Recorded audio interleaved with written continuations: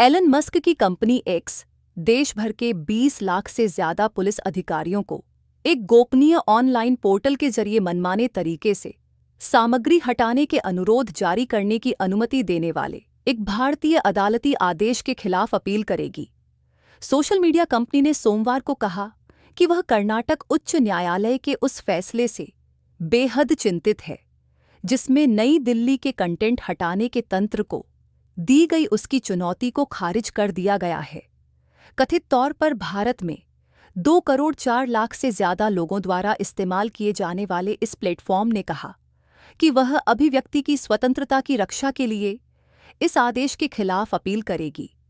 X ने online portal का जिक्र करते हुए कहा, सहयोग अधिकारियों को सिर्फ अवैधता के आरोपों के आधार पर न्यायिक समीक्षा या वक्ताओं के लिए उचित प्रक्रिया के बिना कंटेंट हटाने का आदेश देने में सक्षम बनाता है और गैर अनुपालन के लिए प्लेटफॉर्म पर आपराधिक दायित्व की धमकी देता है। कर्नाटक उच्च न्यायालय के एक न्यायाधीश ने पिछले हफ्ते फैसला सुनाया कि संघीय गृह मंत्रालय के सहयोग पोर्टल के खिलाफ अमेरिकी कंपनी की चुनौती निराधार थी। सहयोग के लॉन्च के बाद, जहां गूगल, अमेजन और मेटा जैसी दिग्गज कंपनियां इसमें शामिल हो गईं, वहीं एक्स ने इससे इनकार कर दिया। मार्च में दायर कंपनी के मुकदमे में नरेंद्र मोदी सरकार द्वारा सूचना प्रौद्योगिकी अधिनियम की व्याख्या को चुनौती दी गई थी।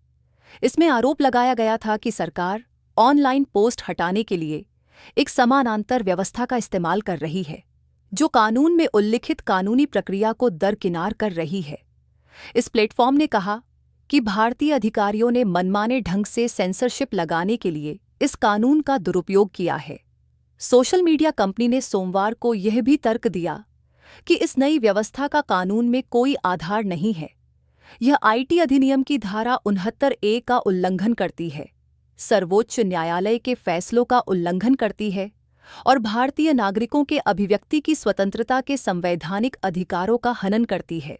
गृह मंत्रालय के पोर्टल का इस्तेमाल करने वाली यह व्यवस्था सर्वोच्च न्यायालय के 2015 के एक फैसले का खंडन करती है, जिसमें कहा गया था कि सामग्री को केवल आईटी अधिनियम की धारा 59A के तहत परिभाषित उचित न्यायिक प्रक्रिया के माध्यम से ही रोका जा सकता है। सरकार ने तर्क दिया कि कानून की एक अन्य धारा 70(9)(3)(b) प्लेटफॉर्म को अदालत के निर्देश पर या आधिकारिक अधिसूचना द्वारा 36 घंटों के भीतर सामग्री हटाने का आदेश देती है। सोशल मीडिया कंपनियों को अनुपालन से इनकार करने पर जवाबदेह ठहराया जा सकता है। एक्स ने इस व्याख्या को चुनौती दी और मुकदमे में तर्क दिया कि यह धारा सरकार को स्वतंत्र रूप से सामग्री को ब्लॉक करने का अधिकार नहीं देती। इस तकनीकी प्लेटफॉर्म ने पहले भी भारत सरकार के साथ टकराव किया था और सामग्री हटाने के उसके तंत्र को सेंसरशिप के बराबर बताया था। मोदी सरकार ने पहले दावा किया था कि उसकी नई प्रणाली का उद्देश्य गैरकानूनी सामग्री के प्रसार से निपटना और ऑनलाइन जवाबदेही सुनिश्चित करना है।